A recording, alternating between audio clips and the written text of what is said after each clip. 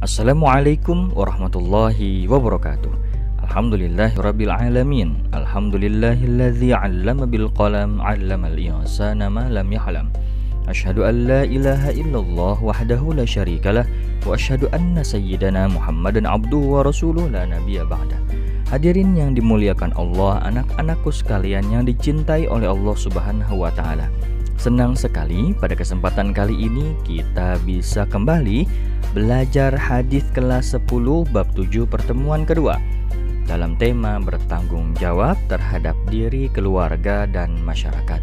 Anak-anakku sekalian, sebelum kita melanjutkan pembelajaran kita, marilah sama-sama kita bersyukur kepada Allah Subhanahu wa taala karena berkat nikmat dan karunia-Nya Allah Subhanahu wa taala masih memberikan kita kesempatan untuk sama-sama belajar di kesempatan kali ini.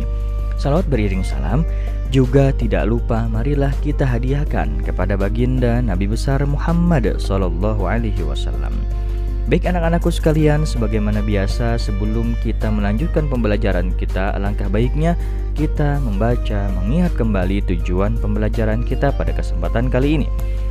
Saya akan membacakan tujuan pembelajarannya. Melalui pembelajaran yang aktif dan kontekstual, peserta didik mampu mengamalkan hadis-hadis tentang tanggung jawab terhadap diri, keluarga, dan masyarakat, membiasakan santun dan peduli kepada sesama, menganalisis hadis-hadis tentang tanggung jawab terhadap diri, keluarga, dan masyarakat yang diriwayatkan oleh Bukhari dari Abu Hurairah, dari hadis juga yang diriwayatkan oleh Imam Abu Daud dari Syuaib dari ayahnya, dari kakeknya, dan hadis riwayat An-Nasai dari Miqdam bin Ma'di Karim. Kemudian tujuan pembelajaran selanjutnya adalah mendemonstrasikan hafalan dan terjemahan hadis tentang tanggung jawab terhadap diri, keluarga, dan masyarakat, dan mampu menyimpulkan manfaat dan dampak tanggung jawab terhadap diri, keluarga, dan masyarakat dalam kehidupan masyarakat untuk membangun karakter bangsa.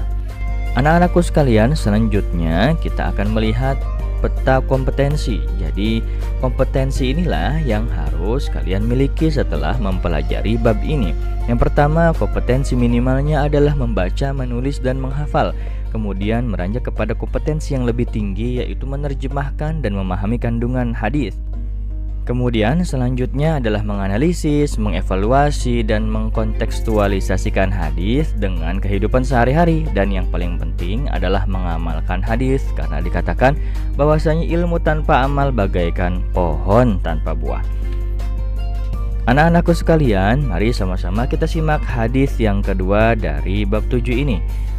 Kalian bisa simak bagaimana bacaan hadisnya. Bismillahirrahmanirrahim. An Amr bin Syuaib an abihi an jaddihi qala Rasulullah sallallahu alaihi wasallam muru awladakum bis salah wa hum abna'u 7 sinin wadribuhum 'alayha wa hum abna'u 10 wa farriqu bainahum fil madaji'. Terjemah hadis dari Amr bin Syuaib, dari ayahnya, dari kakeknya berkata, Rasulullah Shallallahu Alaihi Wasallam bersabda, perintahkan anak-anakmu melaksanakan sholat sedangkan mereka berusia 7 tahun, dan pukullah mereka karena tinggalkan sholat sedang mereka berusia 10 tahun, dan pisahkan antara mereka di tempat tidurnya. Hadirin yang dimuliakan Allah, anak-anakku sekalian yang dicintai oleh Allah Subhanahu wa taala, marilah kita sama-sama membaca mufradat atau kosakata dari hadis ini. Yang pertama, muru. Muru artinya perintahkanlah. Auladakum. Auladakum. Auladakum artinya anak-anak. Jama dari kata-kata walad yang artinya anak laki-laki atau perempuan. Abna'u 7 sinin, anak-anak berusia 7 tahun atau berumur 7 tahun. Wadribuhum. Wadribuhum, dan pukullah mereka. Pukul di sini dalam arti maksudnya untuk memberi pelajaran. Wafarriqu. Wafarriqu, dan pisahkan. Fil madaji'. Fil madaji' yang berarti tempat tidur. Baik saudara-saudaraku sekalian dan anak-anakku yang dicintai oleh Allah Subhanahu wa taala. Jadi hadis ini menjelaskan bagaimana mendidik agama pada anak-anak. Pendidikan agama diberikan kepada anak-anak sejak kecil, sehingga nanti usia dewasa, perintah-perintah agama dapat dilakukan secara mudah dan ringan. Di antara perintah agama yang disebutkan dalam hadis ini adalah 3 perintah, yaitu perintah melaksanakan sholat, perintah memberikan hukuman bagi pelanggarnya, dan perintah mendidik pendidikan seks. Saudara-saudaraku sekalian, anak-anakku sekalian yang dicintai oleh Allah Subhanahu wa taala, perintah di sini maknanya dilakukan secara tegas. Sebab pada umumnya perintah sholat sebenarnya sudah dilakukan orang tua sejak sebelum usia tersebut. Terkadang anak usia 4 atau 5 tahun sudah sering diajak orang tuanya melaksanakan sholat bersama-sama. Pada kesempatan ini, anak-anak melakukan gerakan sholat walaupun dengan cara ikut-ikutan saja.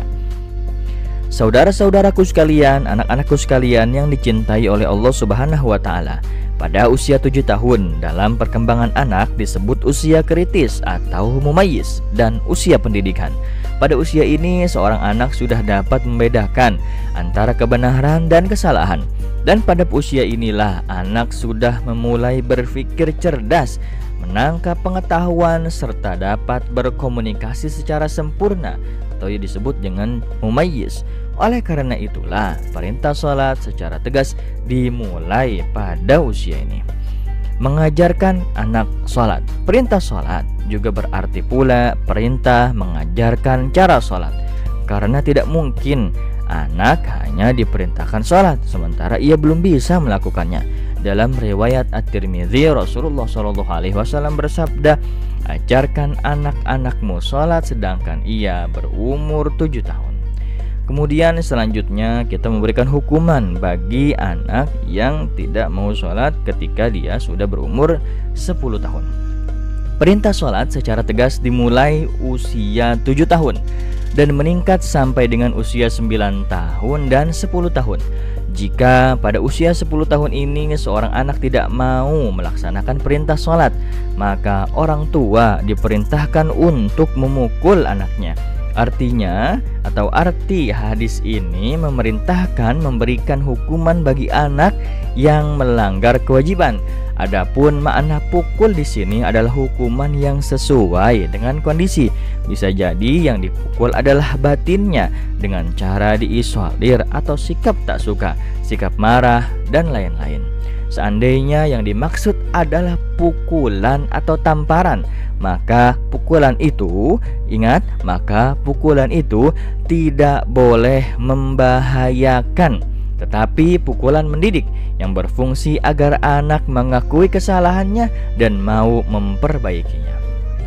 Kemudian hadis ini juga mengajarkan bagaimana pentingnya edukasi seks terhadap anak. Artinya perintah memisahkan tempat tidur antara mereka, antara anak laki-laki dan perempuan, dimaksudkan menghindari fitnah seks di tempat tidur. Karena usia 10 tahun ini usia menjelang baligh atau menjelang usia remaja. Sementara itu tidur bersama antara saudara dalam satu tempat tidak mendidik baik dan dikhawatirkan terjadi penyimpangan seks baik disengaja maupun tidak disengaja. Syekh Al-Munawi dalam Fathul Qadir Syarah Al-Jami' As-Shaghir berkata bahwa pemisahan tempat tidur antara mereka, antara anak-anak, yaitu untuk menghindari gejolak syahwat seksual. Baik anak-anakku sekalian, saudara-saudaraku sekalian yang dimuliakan oleh Allah Subhanahu wa taala, sampai kita di penghujung pembahasan pada kesempatan kali ini, mudah-mudahan kita dapat mengamalkan apa yang ada di dalam hadis tersebut. Kurang lebihnya mohon maaf, yang benar datangnya dari Allah, yang salah murni dari saya sendiri. Sekian dan terima kasih. Wallahul muwaffiq ila ma yuhibbu wa yardah. Wassalamualaikum warahmatullahi wabarakatuh.